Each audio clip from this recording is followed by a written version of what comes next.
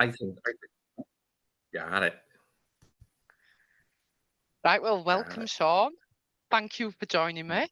Um, this is an interview for with people that have attended the Ultimate Experience London edition, just to share a bit of what you got from it and everything. Been a bit of a delay in starting to allow you to do your hair. That's So, it, it's this northern wind, it just plays havoc. but now we're all ready and Yeah. sorted. We'll get started. Cool, So cool. I'll ease you in gently, and I just, yeah. First off, why don't you start by just sharing really briefly, like what got you interested in attending the event in the first place? Um, Initially, the contact I had was through Ankush. Um, I'd had some I'd had coaching with Ankush a few years ago. I think it was 2020, 21, around that time. Um, and we just kind of kept in touch, sort of on each other's radar through that. And then there was the Juice Latui, TBO, XYZ, LMNOP. It was that. I was like, it was, and I was like, and of course, because I'm into American footy anyway, I was like, oh, all right, okay, let's have a look at this. And that's when I first kind of sort of experienced Steve's style. I'd heard about Steve prior to and what have you, and Ankush was like, right, you've got to be at this event. It's this is just going to be like awesome. Steve in person, Amy's with him. You got to read the book, read the usual, read the back cover, read the front pages, and read it about you. And I'm like, right. And I'm like, have I got to call myself Steve then? And Kusho, typical Sean response. And he's like, no, honestly, read it about you and then, get yourself to this event in London. And I was like, right, okay, yeah. And I was intrigued. The whole idea of who we are, and who we create ourselves to be.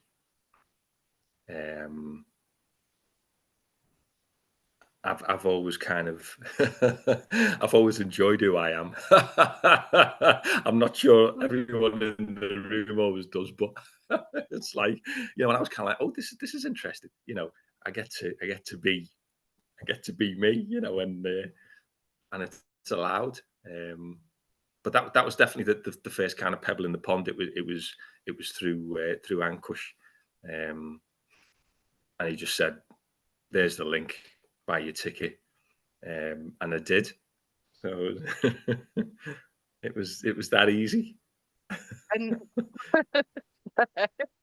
not complicated, and it's not rocket Yeah. science. So I know I think it's coming up for 2 years ago now. So I'm going to ask, like, what are some of the things that have stuck with you, like from that day, out of the whole experience? Like, what are some of the things that you still carry around now, or that made a huge impact and changed things for you? Do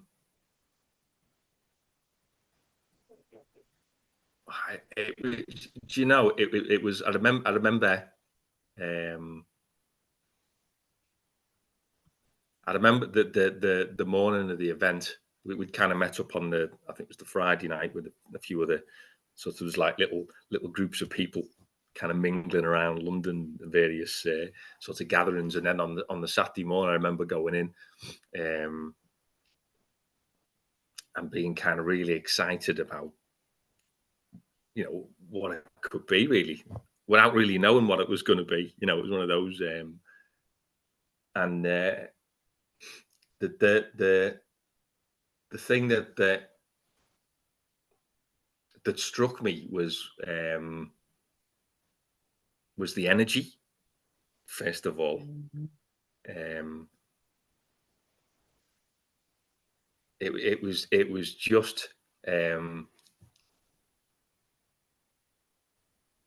you know, to quote John Travolta, it was electrifying. It was, yeah, and that's the only way I can describe it. It was just, the energy in the place was just bouncing, and that was before even the sort of the magic doors had opened and we were allowed into the section. We're in the holding pen with the all that stuff, and then we were allowed through. It was like sort of rushing into a concert, and it was just that pure energetic excitement that was swirling around the place for me. And then of course once we were in and what have you, and we had the various speakers, and of course the music, once the music started, um, you know, bit of AC/DC going off, and I was like, oh come on! Making I was it like, You're making it sound like a rave. oh, what? Do you know what? Or was it? No, no. Oh, hang on. Oh, it's that event, right? So, no, but you know what? It was that the AC/DC stuff for me. I was like, oh, this is cool. And then people, it sounded like a rave, innit? When people were like dancing on, and I'm just like, oh, this is so cool. You know what I mean? This isn't like, I don't have to sit here and be kind of reserved and Serious. yeah, I can be me, and actually that's encouraged, and the whole theme the the speakers and so on. Um, it was it was great to be in the space with people who were sort of unashamedly themselves, were just Yeah. true to who they are. Um, Rather than the kind of the characters we invent for various parts of our normal life. You know what I mean? When you were Sorry to interrupt there, That's right. Yeah. but when you were talking about the energy in the room, there was because I went with and Matt came with me, and um, all Matt had to compare it with, or like his only concept for it, was like Tony Robbins events, and so in his head he thought it was all going to be kind of like rah rah rah, pumped up and um overexcited, if you Mm, like. yeah. I think the only reason he came initially was because he thought it was going to be that to actually sell you something, and he was like, "No, you're not going there on your own because you'll end up paying £200,000 for coaching, and like we'll end Yeah. up losing our home or something." Yeah. Yeah. Um, but what comes to mind when you're talking about the energy for me is just that the positivity and everyone being comfortable in their own skin, and um like this kind of freedom and openness and willingness to talk to anybody and everybody. Yeah. Yeah. Yeah. Completely. There was, and that was fascinating because there was people who were talking to me, and their only experience of me was sort of a Facebook posts or pictures and that kind of stuff. So people were coming up and going, "Oh, you're Sean," and I'm like, "Yes, I am." And they're like, "Oh yeah, yeah, I've seen you on Facebook. I've seen it," and I'm like, "Ah, right, okay." And then of course, it's kind of. but it was that whole interconnectedness. You could speak to anybody and strike up a conversation, and it was just, it's like you were there with a group of people that you'd known for ages. You know what I mean? Yeah, and that was again, it was brilliant. It was just so comfortable of a space to be in, you know. Yeah. Yeah. I mean, even recalling now, I'm thinking back to other people. You kind of like across the room, and you go, oh, you know, So that's I love that you've shared that, because that's like an experience on the day, isn't it? And mm, like people mm. can go to events at to feel nice on the day while they're experiencing it. But what are some of the things that um kind of stuck with you afterward? You know, just uh, uh, and I'm going to give some examples, but I don't want to put words in your like mouth or anything. But some of the things that kind of altered the way you thought, or what you did from there, or um, some of the things that you've explored as a result, like some of the things that piqued your curiosity, or yeah, just lasting impressions, I think, that have made a difference. Um, it's yeah, and it's interesting. I I read I read one of the books that Angie's got recommended on another call the other week, the butterfly effect. Oh, yeah. And I read that the other day, and that came to mind then when you were talking about, so what's the effect? You know, what's um and actually, I suppose the biggest change for me is the fact that last summer I ended up leaving the industry that I'd been in for 27, 28 years, um, to unleash my brand of of coaching on the world. um, because it was the catalyst of um,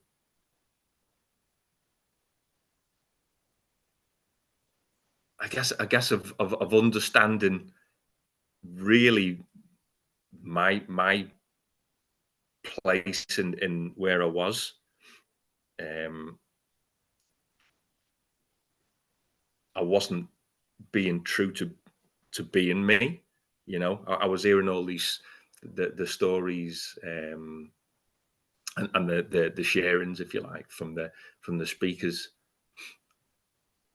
about people who lived in the realm of possibility,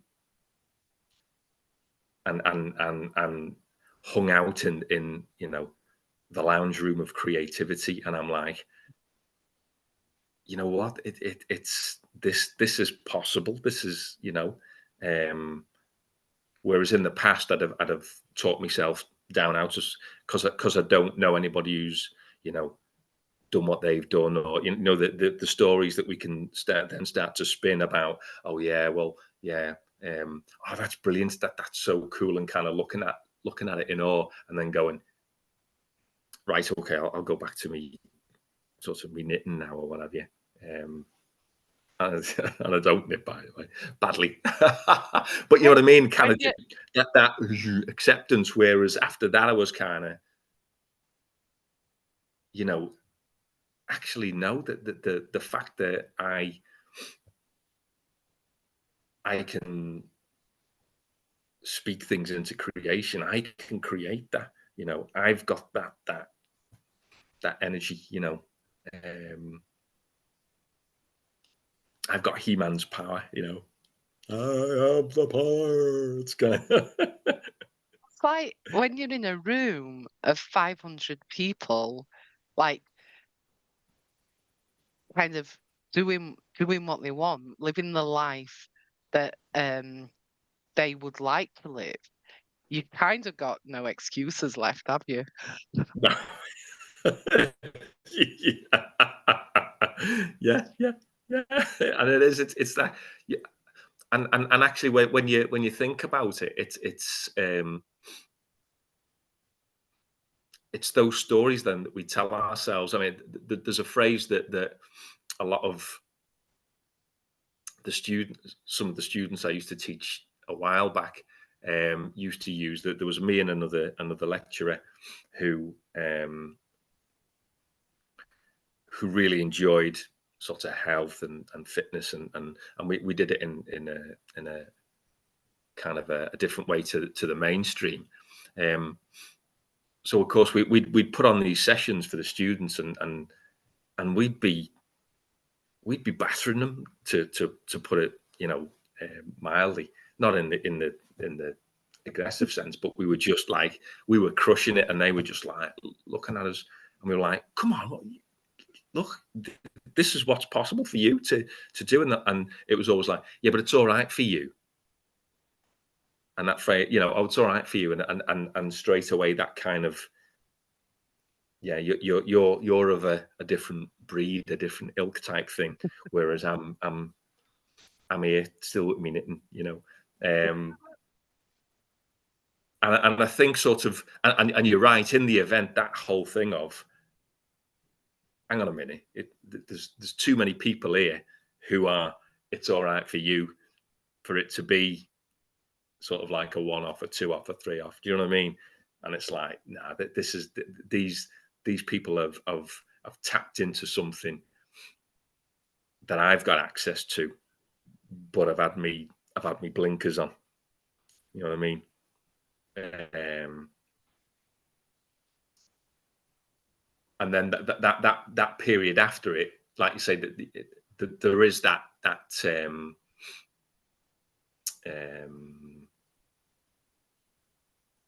there is that potential to allow those stories to come back in, and the layers to kind of fall back down, and reestablish themselves. Um, and I guess they still do from time to time. Um,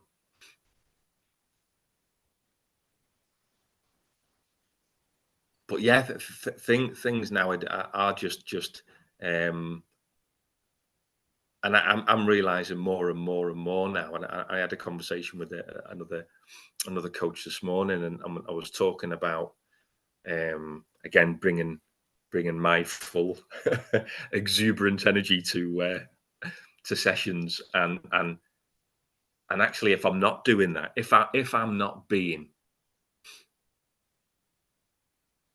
sort of 100% me, then I'm not honoring them. I'm doing them a disservice. If I'm trying to sort of water myself down just to fit into a created um, picture of what I think my coaching should look like, then not only am I denying myself that full expression, but actually I'm not honoring the person in front of me,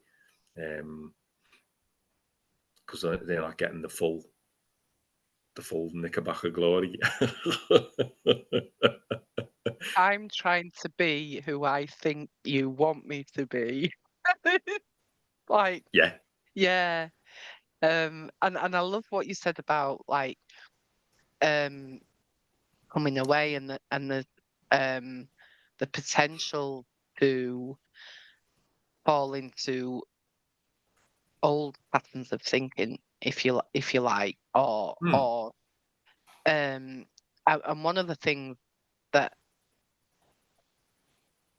one of the great things about the London event was all the people that I met there, and the group and the connections that have been created since, the opportunities, the work together as well, that that have meant that, and like deeper exploring of the book and the document and things like that, that have just meant that, well, it wasn't a case of coming away and then just falling back into those habitual patterns of thinking, because of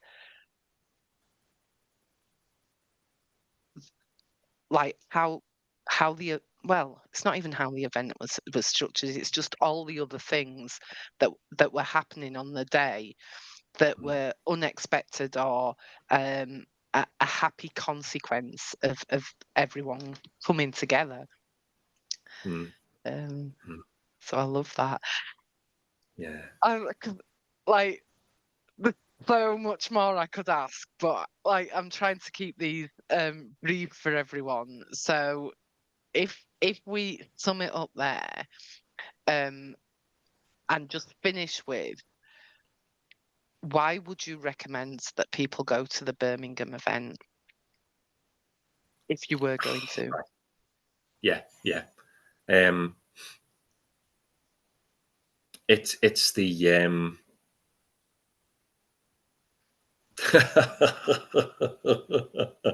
sorry, the phrase that just popped in there is it'll it's the shampoo that'll wash away all your your, your bullshit thinking. Yeah, it'll get I rid of love. all of the it's just,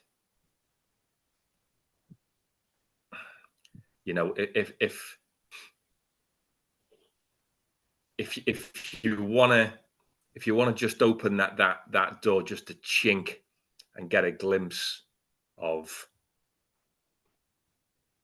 knowing the um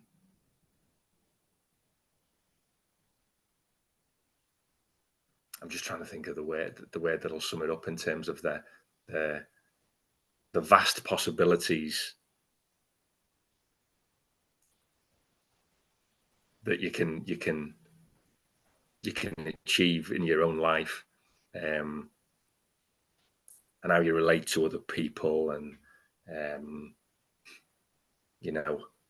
how you relate to yourself. Importantly, then you've just got to be in that room. It's it's a revolving door that only goes one way. So does that make it revolving? I don't know. Maybe it's just it's got a stopper on it, so you can get it. It's the whole Hotel California of your life. Once you're in there, there's no going back. You know what I mean? You can never leave. It's yeah. I don't know if that made sense. Yeah, It did when it dropped excellent. in, but Thank you. I'm still on the shampoo. I'm going to be expecting that now. Do you know what? And that's ironic because I haven't used it for years. It's Thank you. And I look forward to seeing you soon. yeah. Thanks, Vic. Take care. Bye. Ta-da.